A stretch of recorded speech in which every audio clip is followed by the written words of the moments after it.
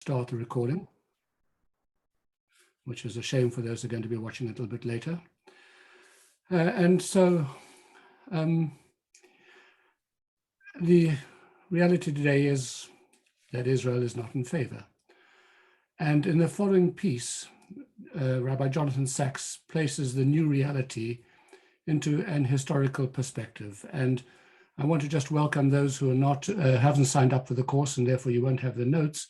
But that doesn't matter because we read all of them, and many of them are in the form of slides as well. And so, and by the way, if you do have any questions, please note them down. We'll go through this presentation first and make sure that we can finish it in a timely way, and then we'll have discussion at the end of it with all of your questions, which we will welcome. So for those of you who have text in front of you, would you please turn to page 84 for our first text tonight, a mutating virus. And would somebody please read this for us?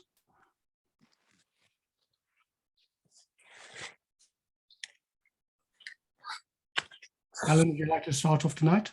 Okay, I will.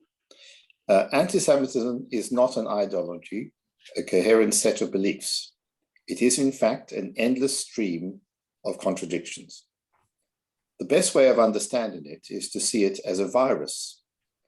Viruses attack the human body, but the body itself has a mercilessly sophisticated defense, the human immune system. How then do viruses survive and flourish? By mutating. Anti-Semitism mutates, and in so doing, deflects the immune system set up by cultures to protect themselves against hatred. Most people at most times feel a residual guilt at hating the innocent. Therefore, anti-Semitism has always had to find legitimization in the most prestigious source of authority at any given time. In the first century of the Common Era, and again in the Middle Ages, this was religion. That is why Judea took the form of religious doctrine. In the 19th century, religion had lost prestige, and the supreme authority was now science. Racial anti-Semitism was duly based on two pseudosciences: social Darwinism, the idea that in society, as in nature, the strong survive by eliminating the weak, and the so-called scientific study of race. By the late 20th century, science had lost its prestige, having given us the power to destroy life on Earth. Today, the supreme source of legitimacy is human rights. This is why Jews, or the Jewish state, are accused of 5 criminal sins against human rights: racialism, apartheid, ethnical cleansing, attempted genocide, and crimes against humanity. Thank you. And that gives us our share screen over here.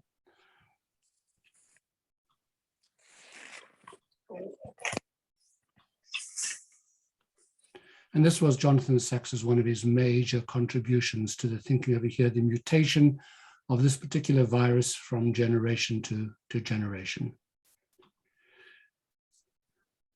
So the hatred of Jews seeks legitimacy from the preeminent authority of the time, as he put it.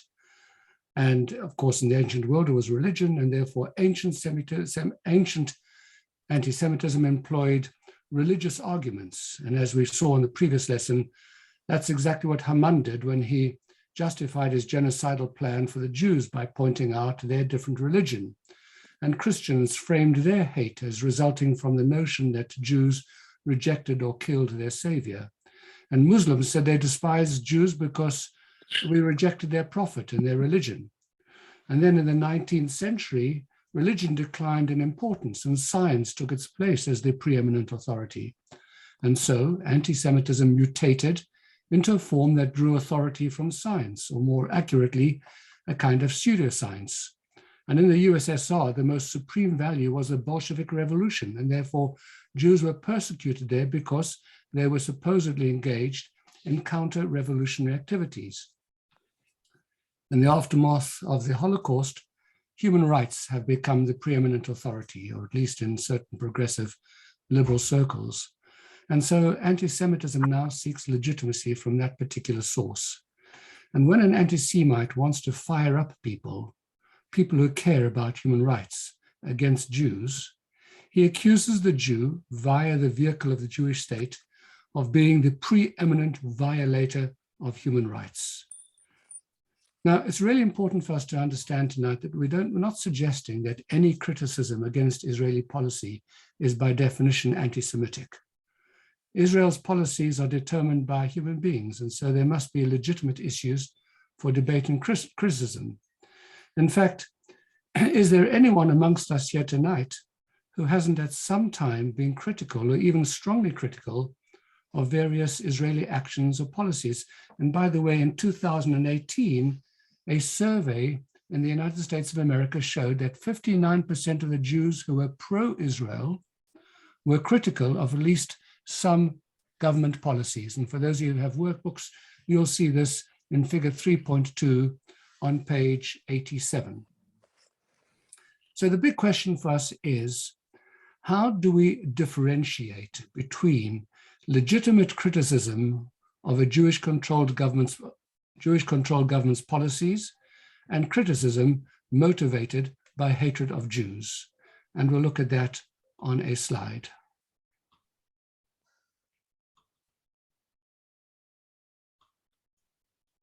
That's the question that we want to answer. Well, one formula for differentiating between the two can be found in a passage in the Midrash, and it tells of an incident that occurred sometime during the reign of Emperor Hadrian, who ruled from 117 to 138 of the Common Era, and he was a brutal tyrant against the Jews who were living in Judea. He enacted many, many laws to weaken Judaism. And the Midrash records how one person spoke truth to power, pointing out to Hadrian a double standard. It's text number 2 on page 88. It's very short, and so I shall read it. And it goes as follows. A man called Imacantron, those of you who are not muted, please just mute you because we're getting a bit of feedback. Imacantron wrote to Emperor Hadrian, and he said to him, we don't know who Imacantron was, but he was a person who wrote to the emperor, a Jew, and he said, if it is circumcision that you hate, Arabian tribes also circumcise. If it is Shabbat observance that you despise, the Kutians similarly observe Shabbat. Clearly then, you simply hate the Jewish people, and their God will exact punishment from you. Well, by the way, Hadrian wasn't too happy to receive this letter, as you can imagine. And in fact, the Midrash that we've quoted continues that he wanted to execute its author, but unfortunately for him, he had no way of finding him. But in the modern context, when we see people and organizations accusing Israel of human rights violations, but consistently giving a pass when abuses occur in other places, then that's a pretty good chance that it's not human rights that's motivating them, but pure hate, garbed in a very sophisticated language. Alan Dershowitz, by the way, put this extremely well, and I'm going to read you the note that I have of him. He said, and this is in his book, The Case for Israel, a good definition of anti-Semitism is taking a trait or an action that is widespread, if not universal, and blaming only the Jews for it. And that is what Hitler and Stalin did. And that is what former Harvard University President A. Lawrence Lowell did in the 1920s when he tried to limit the number of Jews admitted to Harvard because, quote, Jews cheat, close quote. And when a distinguished alumnus objected on the grounds that non-Jews also cheat, Lowell replied, you are changing the subject. I'm talking about Jews.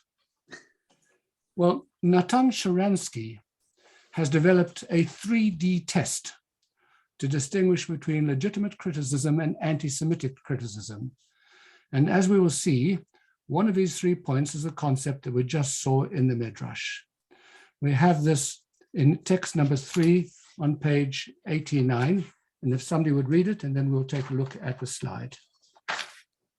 Please, a volunteer, anyone? Thank you, Robbie. Okay. Am I? Yep, the first D of the test. I believe that we can apply a second, Yeah. I call it a 3D test. Yeah, yes, that's right, yeah. To help us distinguish legitimate criticism of Israel from anti-Semitism. The first D is the test of demonization. When the Jewish state is being demonized, when Israel's actions are blown out of all sense of proportion, when comparisons are made between Israelis and Nazis and between Palestinian refugee camps and Auschwitz, this is anti-Semitism, not legitimate criticism of Israel. The second D is the test of double standards. When criticism of Israel is applied selectively, when Israel is singled out by the United Nations for human rights abuses, while the behavior of known and major abusers such as China, Iran, Cuba, and Syria is ignored, when Israel's Magen David Adom, alone amongst the world's ambulance services, is denied admission to the International Red Cross, this is anti-Semitism. The third D is the test of de-legitimization, when Israel's fundamental right to exist is denied. Alone among all the peoples in the world, this too is anti-Semitism. And here we see this in the slides, the 3D test. Demonization, double standards, and de-legitimization. So obviously, we should do, the question is, of course, what can we do about it? Let me just show you this slide again, this next series of slides.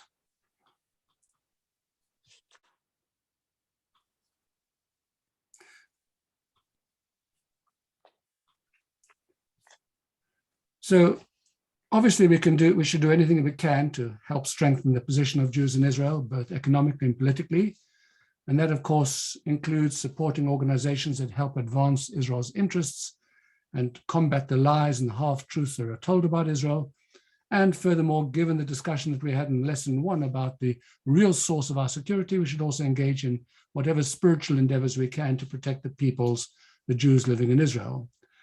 But our focus for the lesson tonight is a particular unique part of the problem and one that requires special attention.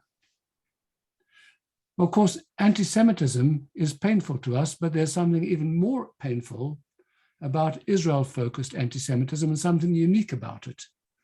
And it is the fact that too many Jews, particularly young Jews, have joined forces with the haters. There are just too many Jews who demonize Israel and treat it with a double standard and even delegitimize the continued existence of the state.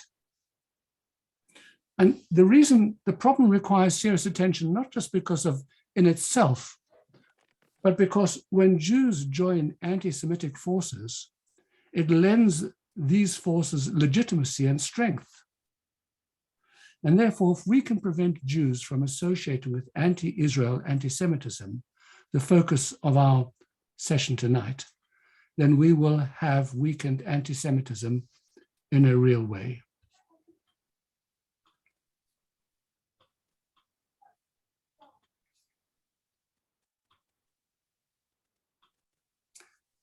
That's the point that we're making. So why is this happening? And what can we do to prevent this? I do apologize that we're back to this clunky share screen that because of problems with Zoom at the moment. But there are two forms of anti-Semitism. There's what we're going to describe as Purim anti-Semitism, which is an attempt to destroy the Jewish people.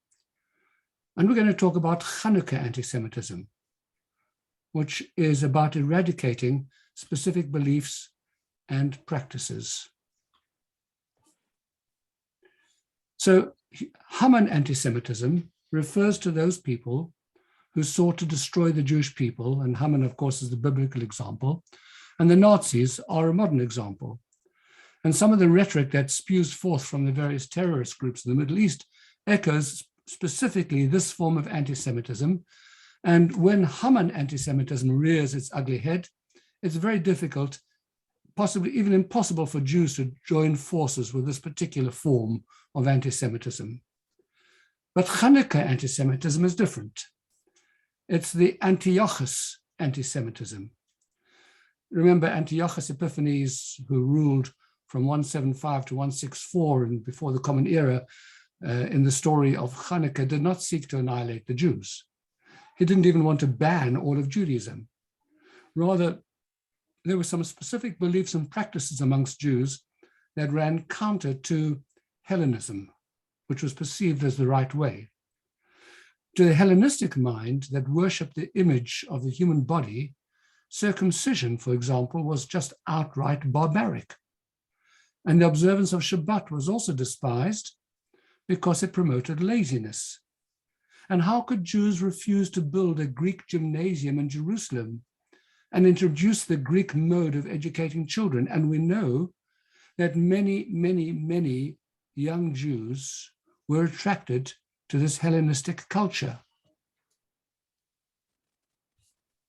So here's our slide.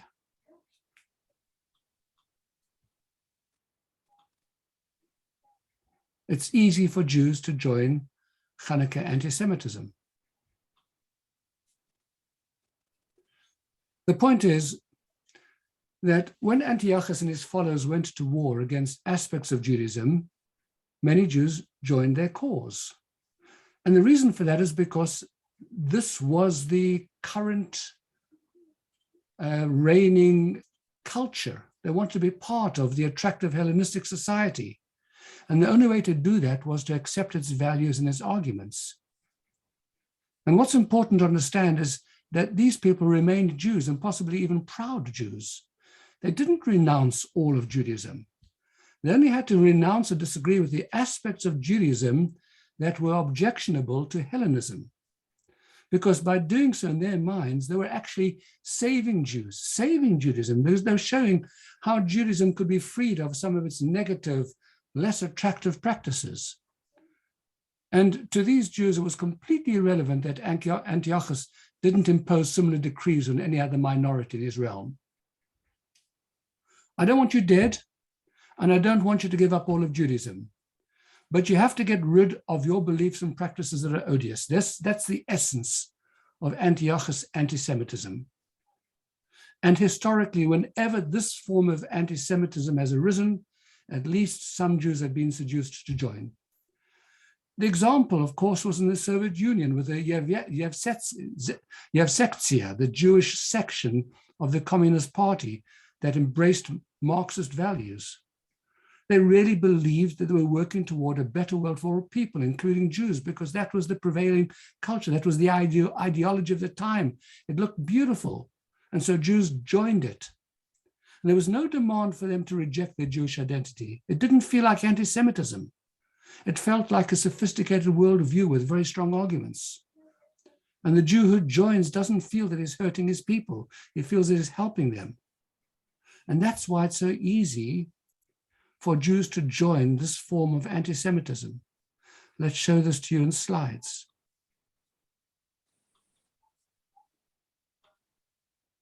You don't have to renounce Judaism. You can see yourself as saving Judaism, and it is a sophisticated and attractive worldview.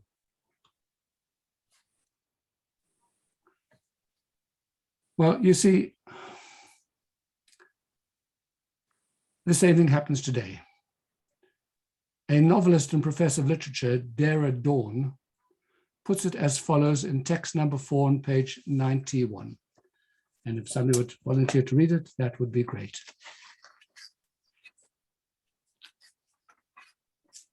Anyone? Thank you. Let's go, Doris. Chanukah anti-Semitism doesn't demand dead or expelled Jews, at least not at first. Instead, it demands the destruction of Jewish civilization. This process requires not dead Jews, but Jews who are willing to give up whatever specific aspect of Jewish civilization is deemed to be uncool. Of course, Judaism has always been uncool, which is why cool people find it so threatening, and why Jews who are willing to become cool are absolutely necessary to Hanukkah-style anti-Semitism's success. In the days of Antiochus, this type of anti-Semitism needed those boys who voluntarily underwent painful genital surgery to prove that Jews weren't the problem, just a barbarity of Jewish law. Hanukkah-style anti-Semitism always promises Jews a kind of nobility, offering them the opportunity to cleanse themselves of whatever the people around them happen to find revolting. The Jewish traits designated as repulsive vary by country and time period, but they invariably contradict the specific values that the surrounding culture has embraced as universal. Thanks to Judaism's inherent uncoolness, there will never be a shortage of Jews willing to comply. And you see, that brings us to the very nub of the problem that we face today. Because in some circles, and particularly on college campuses and university campuses, including in the United Kingdom, a prevailing philosophy sees the West as an imperialist, oppressive force that exploits disadvantaged and indigenous peoples and racial minorities. And Israel, created by the Balfour Declaration, is the ultimate expression of imperialist, racist ideology, which is why it must be dismantled. And what about the Jewish right to statehood? And they answer that this cannot come about at the expense of Palestinian rights, a right that extends to the entire area between the Jordan and the Mediterranean. In some cases, the answer goes even further. Jews are not a people or a nation, and therefore they are undeserving of a state. Israel haters deny that they hate Jews or Judaism. They'll be offended if you call them an anti-Semite. They claim that they are only opposed to the Jewish state because it is robbing indigenous Palestinians of their land and violating their rights. And Jews are more than welcome to join this movement so long as they subscribe to this creed. If they denounce that Jews have a right to Israel, and then they're going to be accepted with open arms. And this, in modern times, is now called the ancient Antiochus Anti-Semitism. And the Jews, many of them young Jews who espouse this ideology, sometimes passionately, don't see themselves as hurting the Jewish cause. They believe that they're promoting a more honest and a more humane Judaism. But the effect is to enable Israel hate groups to say, we can't be anti-Semitic. Some of our most vocal supporters are Jewish. And this would be problematic even if the anti-Israel movement applied its resources and focuses even-handedly. But the reality is, however, much worse. In the vast majority of instances, there is a major double standard that's being employed. These groups are obsessed with the Jewish state, which is singled out and subjected to a very different standard than any other countries. And this, therefore, by our definitions, exposes the naked anti-Semitism of this movement. And the fact that this goes unnoticed or ignored by the Jews who identify with this new mutation of this age-old virus is very difficult to understand or to comprehend. The question is this: is there anything that we can do to stop Jews from joining their ranks? Let's start by considering Israel education. And we'll begin with this slide and take us through it.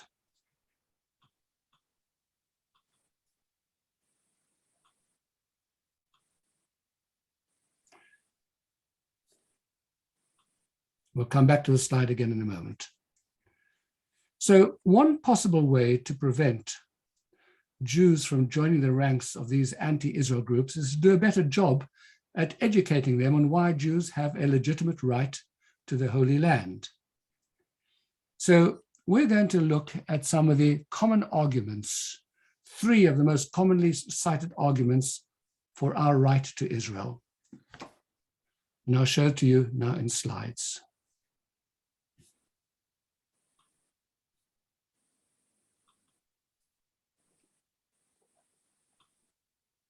Here are the common arguments. One is international law. The second is Jewish survival. And the third is history. Let me explain. So the argument of our right to Israel in international law goes something as follows.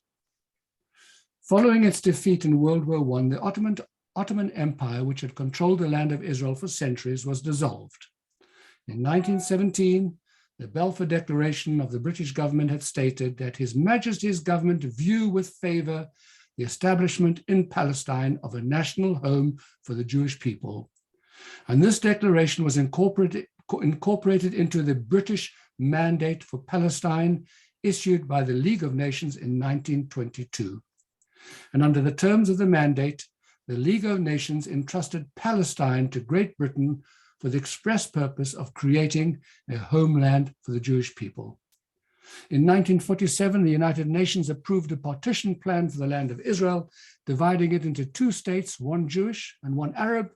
The Jewish community of Israel accepted the compromise, and the state of Israel was proclaimed upon the official end of the British mandate on the 14th of May 1948. And therefore, by this argument, the Jewish right to Israel is fully supported by international law. The second argument is Jewish survival.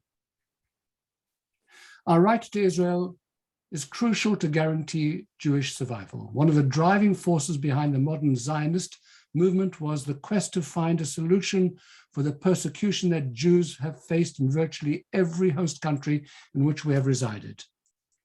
And then those 2,000 years of persecution and expulsions and pogroms culminated in the Holocaust. And the Nazis slaughtered 6 million Jews, and the nations of the world closed their borders and refused to let them in. And even as the Allies fought the Nazis, they refused to bomb the train tracks leading to the death camps. And the bitter lesson learned from that, this argument maintains, is that a stateless people are powerless, dependent on those who hate us, or those who are at best indifferent to our fate. Only a sovereign people with our own country, government, and army is capable of defending itself.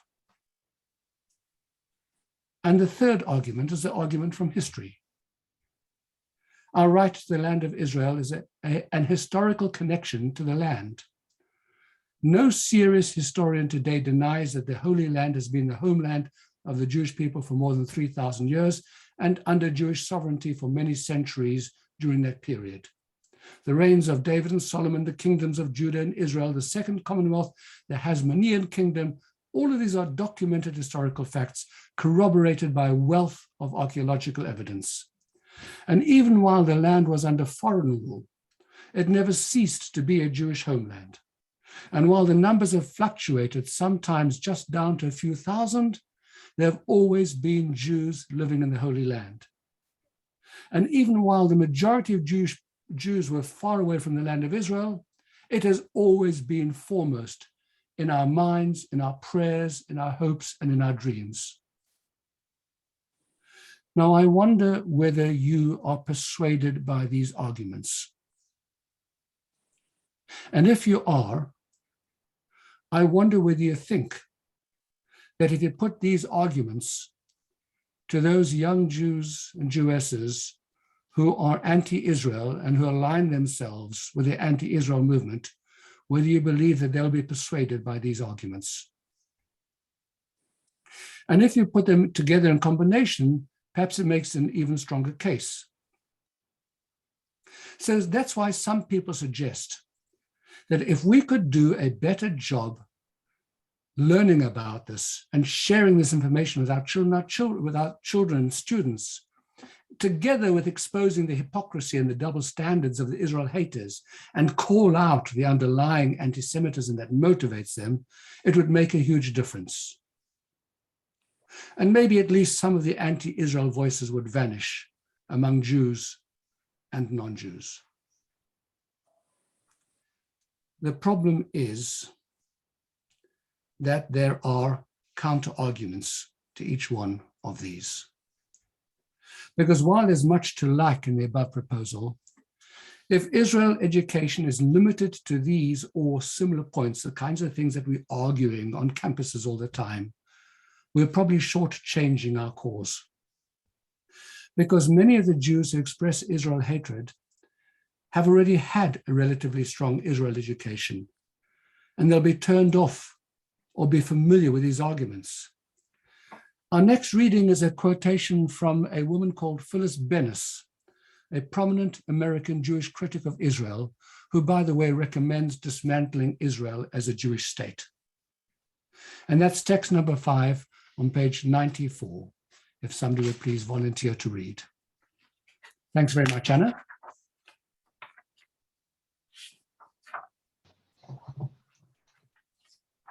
When I was a kid, a Jewish kid growing up in suburban Los Angeles, we thought being Jewish meant supporting Israel. There really wasn't a choice. If you identified as Jewish, and as I and most of my friends did, the religious education we got, the youth groups we joined, and the summer camps where we played were all grounded in one thing.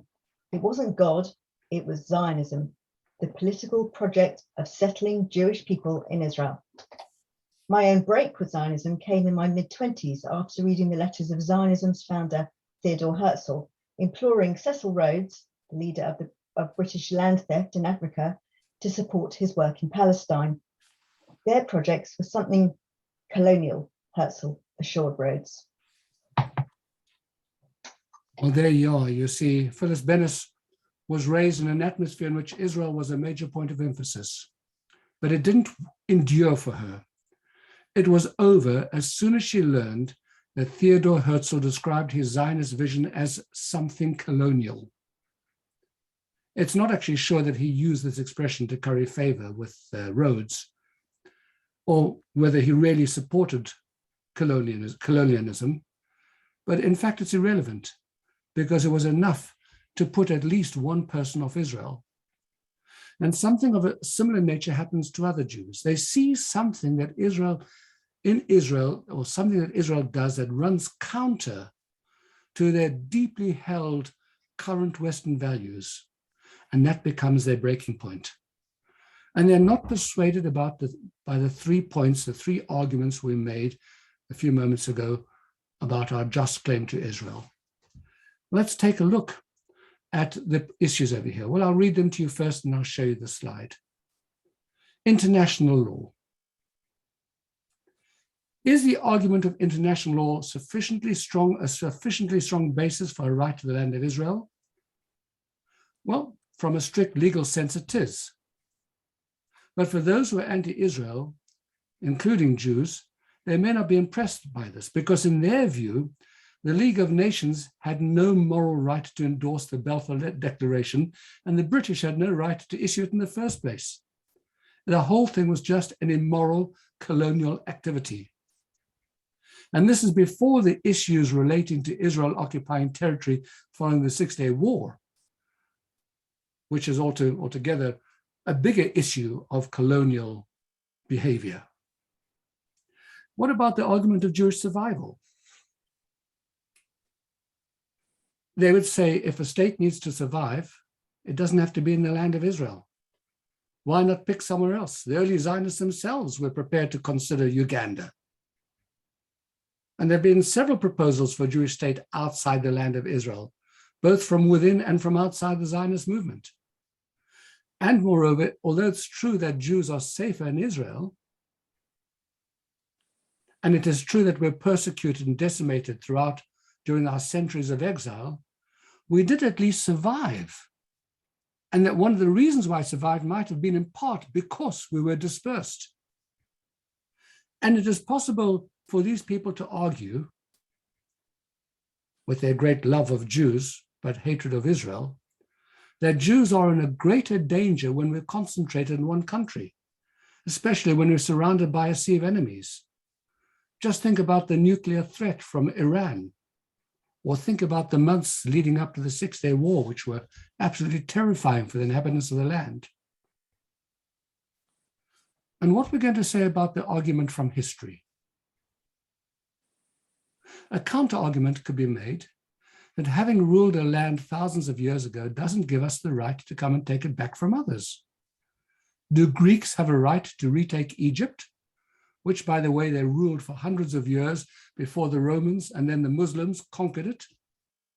Can the Dutch demand back New York? And in addition, the Jews were not the original inhabitants of the land either. They conquered it from the Canaanites. Now, look, we're not saying that these counter-arguments are valid. We're only saying that many Jews take these positions. And that is the problem with rational arguments. There's always the space for a counter-rational argument. And therefore, if our education rests only on these points, we're shortchanging our cause. We need to go deeper, we need to go further, and we need to find another strand. Let's just take a look at some of these slides now, just to reinforce what we've just said.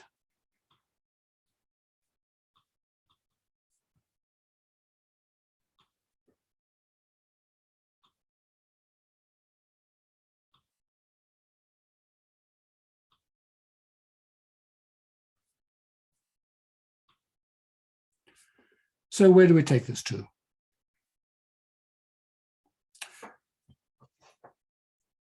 Someone once wrote to the Lubavitcher Rebbe decrying an incident that he had witnessed. A Jew came to shul to help make up a minyan, but instead of praying, he read from a newspaper. And he complained to the Rebbe in writing that he found this offensive and he was critical of the Jew. And the Rebbe responded to him by saying that his perspective of the incident was very different. Instead of focusing on how wrong it is to read a newspaper during prayer, he said what he saw was a Jew who had failed to educate effectively.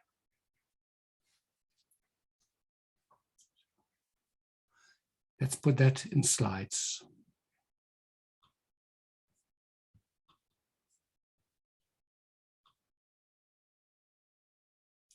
Jewish education is key. Had he received a proper Jewish education, his flame could have been nurtured.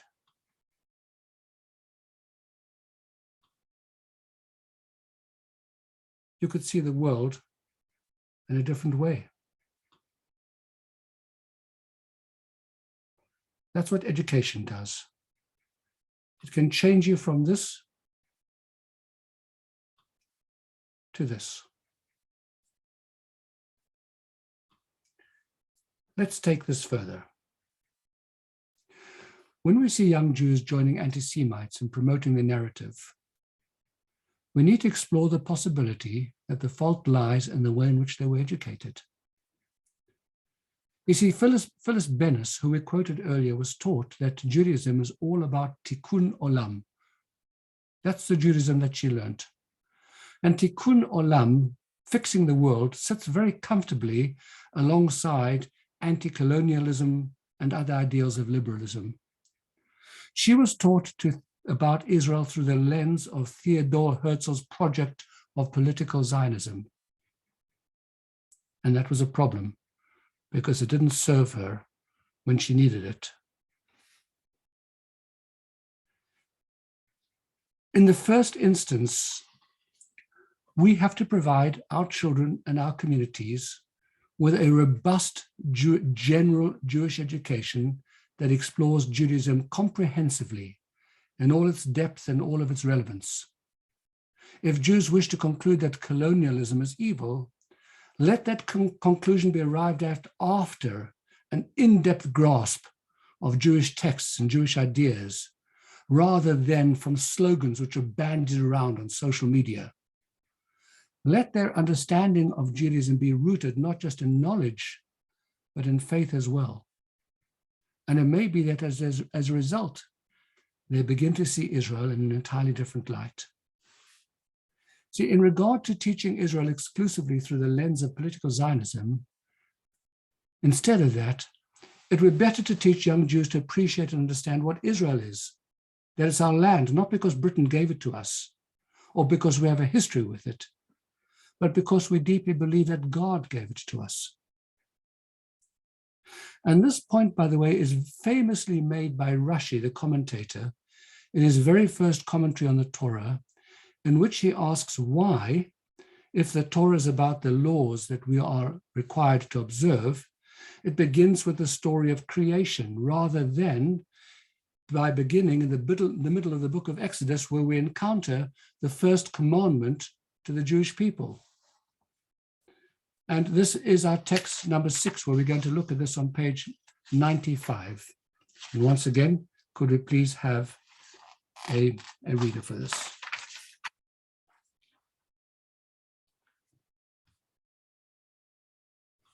Anyone? A hand? Someone? Thank you. Madeline. Responsive opening. Text number 6. Okay. Yep, off you go. The 95 one, yeah? Yes. Rabbi Yitzhak stated, the Torah should have begun with the first mitzvah commanded to the Jewish people, which is contained in the verse, this month shall be to you. In Exodus 12:2, in the middle of Exodus, okay? For what purpose does it start with, in the beginning, God created the heavens and the earth? The solution is found in the verse, he recounted the strength of his works to his people to give them the inheritance of nations. Psalms 111:6.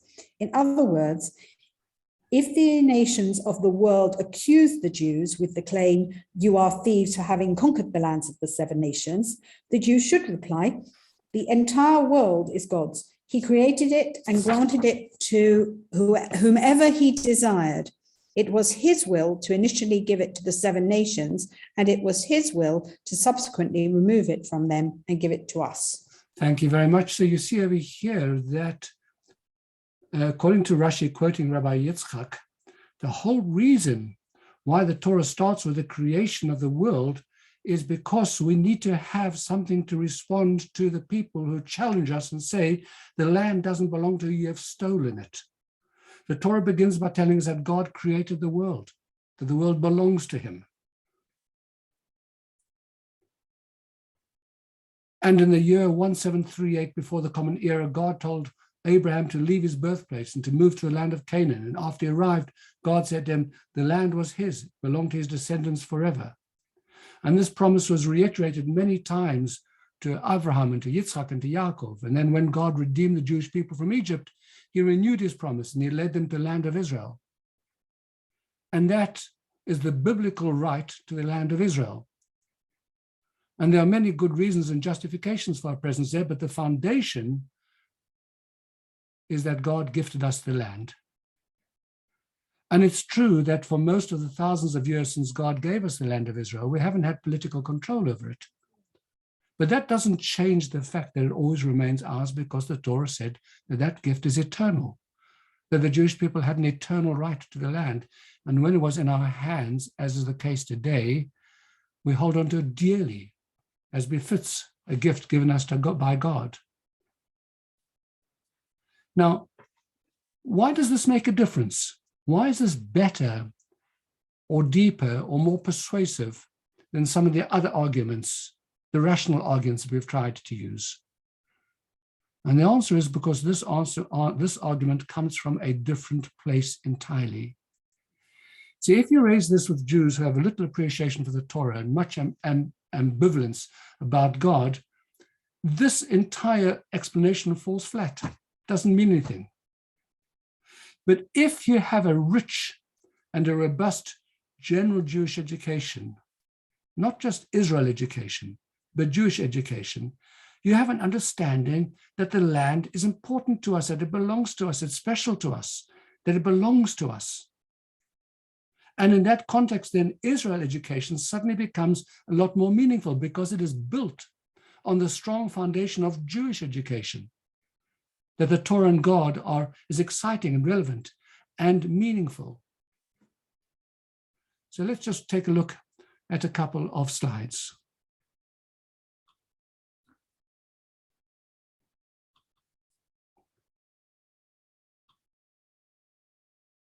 Israel in the Torah, in the beginning, God created the heavens and the earth. It's God's world. He chose to give us a piece of it. The gift is eternal. And so Jewish education. Torah and God are exciting, relevant, and meaningful. If that's the basis, you can build upon that. What comes next? On top of that comes Israel education. And on top of that comes less anti-Israel activity. And that's the major argument of our course tonight, that we're going about it in the wrong way. We've taken a little chunk called Israel education and we've taken it out of context. We've put it into a political or purely Zionistic perspective. We haven't filled it out. We haven't given it its proper basis. We haven't given it its foundation, the source from which it's come, from which it grows. So will this God-based argument be effective against non-Jewish anti-Israel voices? Probably not entirely. But it's likely to be better than the alternatives for a number of reasons. First of all, many non-Jews believe in the Torah, they believe in the Bible. And even those who don't will have to respect our position if it is a deeply held religious conviction, not a political position that is subject to change. It's very hard to argue with faith. You can argue with reason. You can't argue with faith. This is what I believe, and you can't change me. However, the most important audience is not the non-Jews in this regard. The most important audience is our fellow Jews. The Torah's approach is about strengthening the moral conviction of Jews to give us a strong and a stable foundation for their support of Israel. There's a really interesting letter that the Lubavitcher Rebbe wrote to the then president of Israel, Zalman Shazar, who had a very close relationship with the Rebbe, and by the way, had come himself from a Chabad family. And he complained to the Rebbe that the Rebbe did not use the term the state of Israel. And the Rebbe explained that he used the term Eretz Yisrael to highlight our claim to Israel, that our claim to Israel is rooted in the Torah. And it is text number 8 on page 98, and I'll read it to you. I have received complaints, says the Rebbe. Why do I invoke the biblical land of Israel, the Holy Land, and the covenant with Abraham in connection with modern Israel? Why do I mix God into the picture? After all, they say, those who fought for the creation of the state, those who led it, those who currently direct it, and its authorized representatives, they all proclaim and take pains to emphasize that Israel is a state founded in 1948. My answer, put frankly, is that their narrative is false. No new entity was created in 1948. Rather, that was the year in which a large part of the land of Israel was liberated. An entity established in 1948 based on the argument or the authorization of nations of the world has no strength or justification in terms of an authentic response to the claim that you are thieves for having conquered lands belonging to others. That claim which was made by Rabbi Yitzchak, explaining why the Torah begins with the story of creation. A claim which has been raised by the Arabs, by the Vaticans, by the United Nations, and by some Jews as well. And that is why it is so crucial to underscore that it is our God-given homeland. Now, I don't delude myself, continues the Rebbe, into imagining that these just and honest arguments will prevail in the United Synagogue, in the United Nations, in the Vatican, etc. Nevertheless, transmitting this truth is critical for the morale of Jewish youth living in Israel, including those serving in the IDF, for Jewish American students, and for the Jewish youth of other countries as well. That was his claim, and that was his argument. But then he went on to say that, in fact, there may be a deeper and a more insidious argument that lies at the very heart of the claim that the Jews have no right to the land of Israel. Let's take a look at these slides.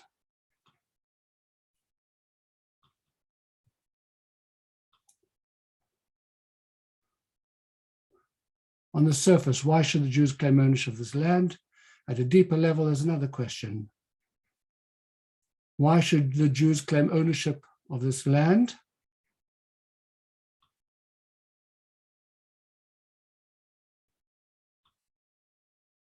Why should the Jews claim ownership of this physical land? If Jewish identity is rooted in the Torah's spiritual practices. Let's unpack this fascinating argument. Let's return for a moment to that text number 6 on page 140 that was so beautifully read for us, where we looked at Rashi's explanation as to why the Torah began with the story of creation.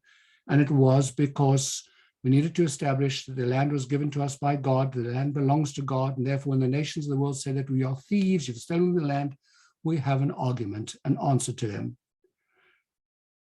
Two questions suggested the Lubavitcher Rebbe can be raised on this text. The first one is, why should the Torah have to take seriously the nations of the world's problem with the Jewish people conquering the land of Israel from its indigenous inhabitants? Why should we be bothered about that? Why should we be so bothered about it that the Torah has to begin to address this issue first before it can even start to talk to the Jewish people about the laws on the mitzvot? What's the problem? Isn't that what all nations until then and since then have done? How is our taking the land of Israel any different from the histories of England, the United States, Australia, Turkey, etc.? There's a fascinating note about England.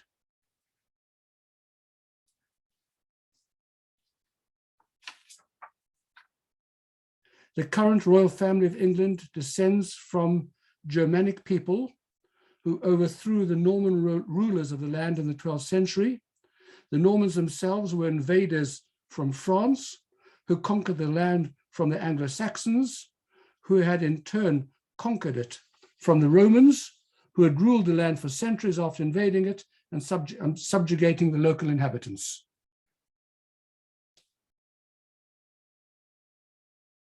England, United States, Australia, Turkey, every land came about through conquest. So accusing only the Jews of stealing a land is a clear double standard. Why should the Torah even dignify this question with an answer? And the second observation he made was that even if the question raised by the nations of the world needs to be addressed, it's still quite odd for the Torah to begin by addressing a question raised by non-Jews and to change the whole logical order of the Torah as a result. Surely this point could have been made later on in the Torah. But the Lubavitcher Rebbe wanted to suggest that there was something extremely valid in this question. The basis for questioning the Jewish right to the land is because Jews and Judaism is different from other nations and from other religions. A nation is usually defined as a group of people that formed a national bond because of their collective settlement in a particular land. But that's not what happened with the Jewish nation. Our peoplehood isn't land-based. The Jewish people became a nation 40 years prior to entering the land of Israel when we received the Torah at Mount Sinai. And while we did have a Jewish self-governance in the land of Israel for a lengthy period, we've been able to survive the collapse of our independence. And that is because our nation has something spiritual, which transcends geography or political power. In the 9th century, Rabbi Sadia Gaon, one of the great leaders of that period, put it very succinctly when he said, the Jewish nation is only a nation through its Torah. And the Lubavitcher Rebbe expounded on this theme from an historical perspective. And I will show you some slides now, and then we'll read text number 10 on page 102. So would somebody please prepare to read that text?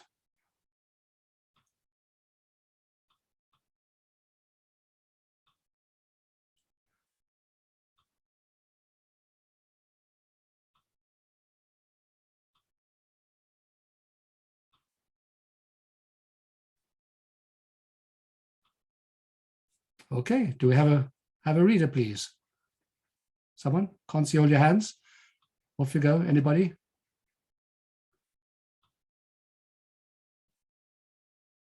Edward Landau, help us out, please. Got the text? Haven't got the text. Okay. Ronald Balin, you got the text? No? Okay. I've got the text. Fine, go for it. Thank you. Okay. On page 102, you said? Yes. Yeah. An objective, unprejudiced survey of the long history of our people will at once bring to light the reality that our survival as a nation was not the result of material wealth or physical strength. Even during the most prosperous times under the united monarchy of King Solomon, the Jewish people, as well as its country, were materially insignificant by comparison with contemporary world empires such as Egypt, Assyria, and Babylonia.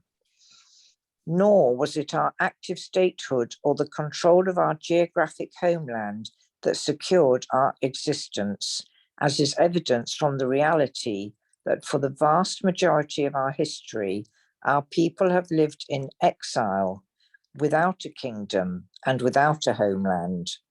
Similarly, our Hebrew language did not play a vital role in our perpetuation.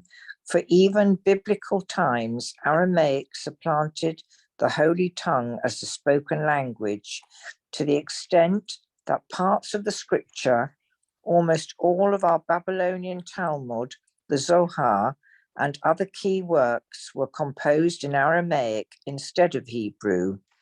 Later, in the times of Rabbi Saadia Gaon and Maimonides, most of the Jewish masses spoke Arabic, and further down the line, it was Yiddish and other languages. It is also impossible to ascribe any common secular culture or contemporary scientific knowledge as a major preservation factor for our people, since such matters morphed radically from one era to another. The only remaining consideration, which is the sole factor that has remained consistent throughout the ages in all the lands and under the fullest diversity of circumstance, is the Torah and mitzvot that the Jews have observed in their daily life with great self-sacrifice. Thank you, Marilyn. So you see, the unifying factor that makes us into people and has preserved us for thousands of years is the Torah. But of course, that doesn't mean that a Jew who isn't observant is any less Jewish. A Jew remains a Jew whether they're observant or not. But what these texts are saying is that our identity as a nation was shaped by the Torah, and it alone is the guarantee for our continued existence as a people. And therefore, the upshot is, according to the deeper argument of those who are anti-Israel, those who say we're thieves and we stole a land, is we don't need a geographical stretch of land to make and preserve us as a nation. And that is why the argument you're thieves for having conquered the land of seven nations is a serious one. Other nations require land because that's the very basis of their national identity. But why do Jews need a land? We're a nation without it. We've done well without it. In fact, having it, some people would argue, seems to turn us away from our spiritual identity. And that is one way of explaining why throughout the ages down to this day, at a very deep level, non-Jews have protested at our possession of the Holy Land, and why some Jews have been persuaded to agree with them. So what's the answer to this question? Why indeed does the Torah tell us that God gave us the land of Israel? And the Lubavitcher Rebbe then gives the answer to the question that he raised. And I'll read it to you in text number 11 on page 104. The response to this argument is that the relationship between the Jewish people and the land of Israel is unique. It is not comparable to the relationship between any other nation and its homeland.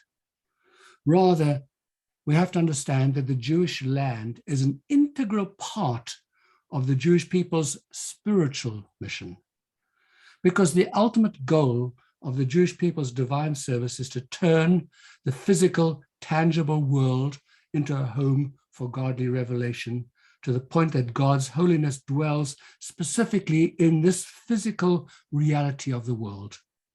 And for this reason, the majority of the Torah's commandments involve physical activities. So the fulfillment of Torah mitzvot instills sanctity into tangible materials.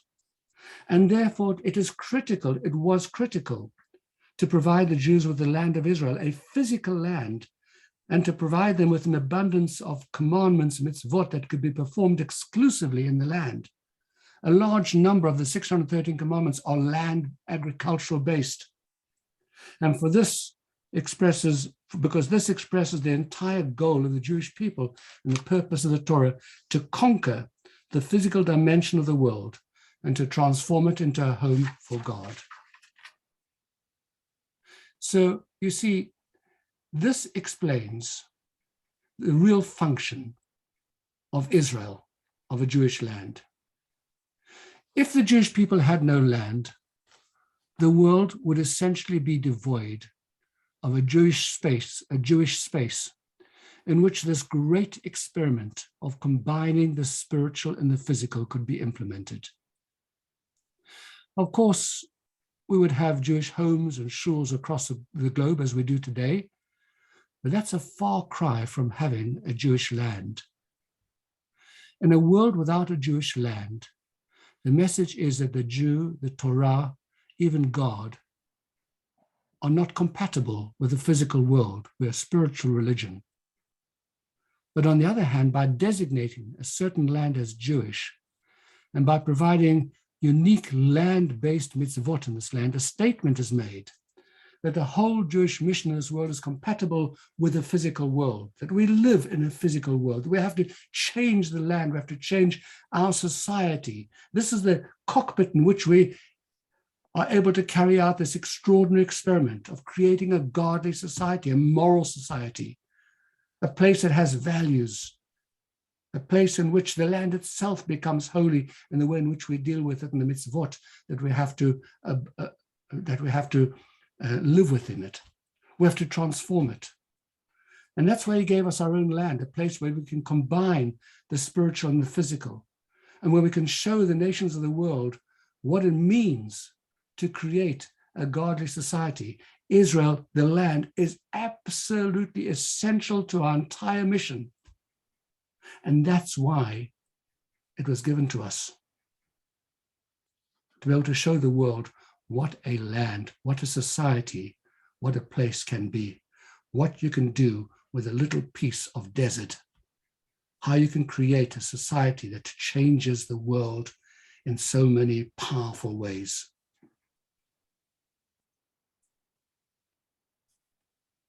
And for this purpose, it doesn't matter whether many or few Jews live in the land. It even doesn't matter whether Jews have exerted political independence in the land. What matters is that the land is there by Torah decree, and it belongs to us as Jews.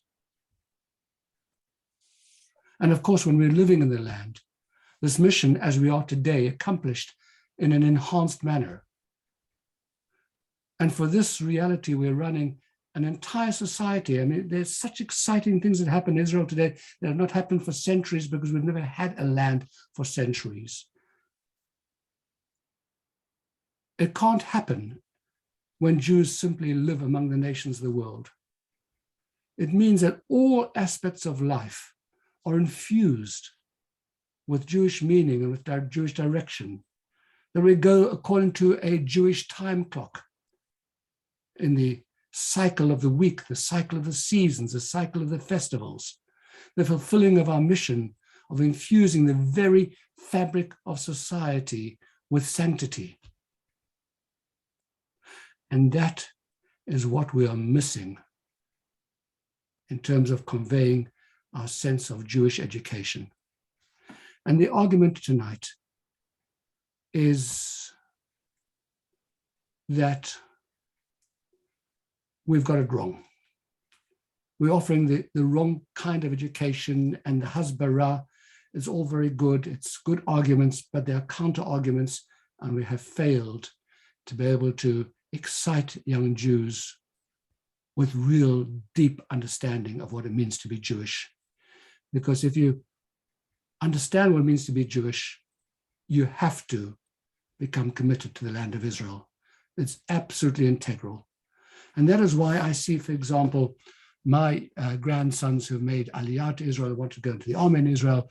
Sadly, one of them, as you know, gave up his life for the land. But they're passionate about the land because their love of the land has grown out of their love of Judaism, their understanding of Judaism, historical Judaism, modern Judaism. And this was so important that the Torah was happy to change its order and to open with a story of creation, answering all those who question our right to the land, because the answer that we've given is worthy indeed of being the very first verse of the Torah, because it conveys the very heart of the Jewish mission, the importance of land to Judaism and to Jews, our land. So by way of conclusion tonight, Rabbi Yehuda Levy was one of our great poets and sages. He lived from 1075 to 1141 of the Common Era. He very famously wrote, "My heart is in the east, but I am at the ends of the west." He was referring to the fact that he was physically present in Spain, but he cared deeply about the land of Israel. And he went on to say in this poem, "How can I taste what I eat? And how could it be savored while yet Zion is in the fetters of Rome?" Of course, he was living at a time when the Christians had control of the land. We need to raise the next generation with the same feelings of love of Israel, no matter where in the world we live. But for this to happen, we need to develop for ourselves and to teach others a rich understanding of Judaism, a love for God, and an appreciation for his Torah. And when we gain and provide a rich Jewish education, it has to inspire a deep appreciation for the land of Israel, one that is rooted in bedrock Jewish values, that is immune to the winds of political outlooks and worldviews and cultural flavors of the month. It won't solve all of Israel's problems, yet it might go a long way to making Jews prouder about Israel. It may help some Jews to be inspired to celebrate Israel and to direct their energies towards correcting its flaws, its many flaws, rather than dismantling it. And if we can persuade more young Jews to be supportive of Israel, it will remove a major weapon from the anti-Semitic arsenal and help to protect the millions of Jews living in the land of Israel until ultimately the anti-Israel threat is eliminated. And of course, as we always hope, with the coming of the Mashiach. I'm going to show you the last slides, and we'll have our summary video, and after that, we're going to open for discussion and for questions.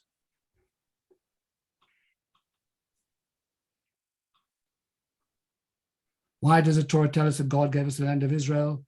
Because the physical world was godly revelation, and we had to bring the two together. Physical world and godly revelation have to coalesce. As you see, here they're separate. That's world, that's spiritual, and in the land, we bring them together. That's the Jewish mission. The Jewish mission is compatible with the physical world because we change the physical, we conquer it, not in the physical military sense, but in terms of what we're able to do with it. All of these mitzvot which come from the land. See what we've done? Look at these slides over here. Here you've got leather, candles, horn, and what does it turn into? Tzitzit, leather tzitzit, candles for Shabbat, tzedakah box from the tree, from the wood, and the shofar.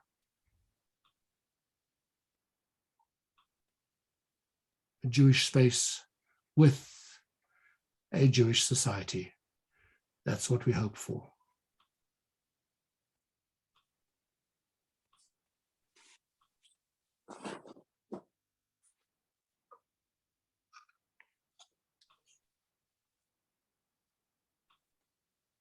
Lesson 3, the Promised Land. 1. Anti-Semitism seeks legitimacy from the most prestigious authority of any given era. At present, this authority is the pursuit of human rights. Consequently, many of today's anti-Semites focus overwhelmingly on Israel and accuse it of being the ultimate violator of human rights. 2. When Israel is A, demonized, or B, judged with a double standard, or C, when Israel's existence is delegitimized, that challenge exposes itself as an expression of anti-Semitism. 3.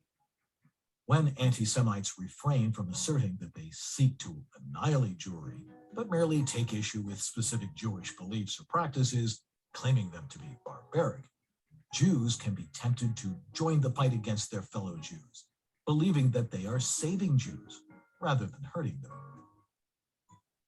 4. There are several arguments for why Jews need and have a right to Israel. Most crucial is the Torah's oft-reiterated reminder that God gave Jews the land of Israel as an eternal inheritance. The deeper our appreciation of this reality, and the more we educate the next generation about its implications, the more support we will nourish toward the land of Israel. Such an approach can desirably influence the wider audience, but the most vital audience is our Jewish brothers and sisters. 5. To support Torah in God-based reasoning, it is necessary to create an environment that cherishes the Torah and nurtures faith. It is therefore critical to provide a robust Jewish education to ourselves and to the next generation. 6. Jews are a nation not because of our land, but because of our Torah. Nevertheless, the land is important to the Torah's vision for the world, inasmuch as it embodies the Jewish mission on earth, to infuse physicality with holiness.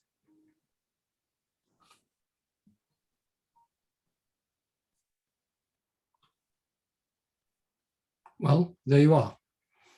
Are you persuaded? Do you want to argue the case against, for? The floor is open. It's all yours.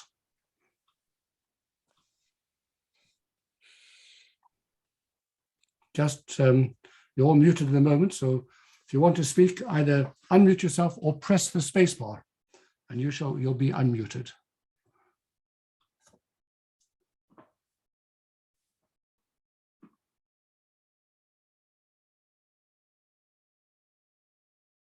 Well, don't be shy. I'll start off.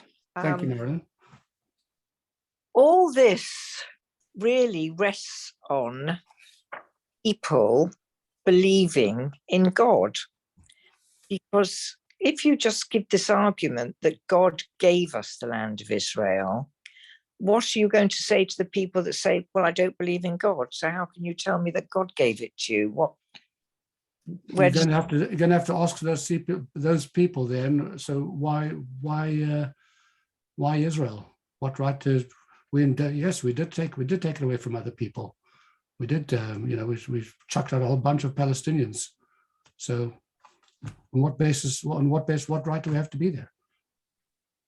Yes, but your answer is it's God-given, isn't it? Well, because the other arguments don't work. But what they if don't work well enough? But what if you don't believe in a God? Tell that to Jeremy Corbyn, and he'll just poo-poo you and say, God, God. I'm not, I think the important thing that we're saying tonight is there's no magic bullet that is going to change every anti-Semite into a lover of Judaism. And certainly there's no magic bullet that's going to change a whole culture of young people on university campuses into great supporters of Israel.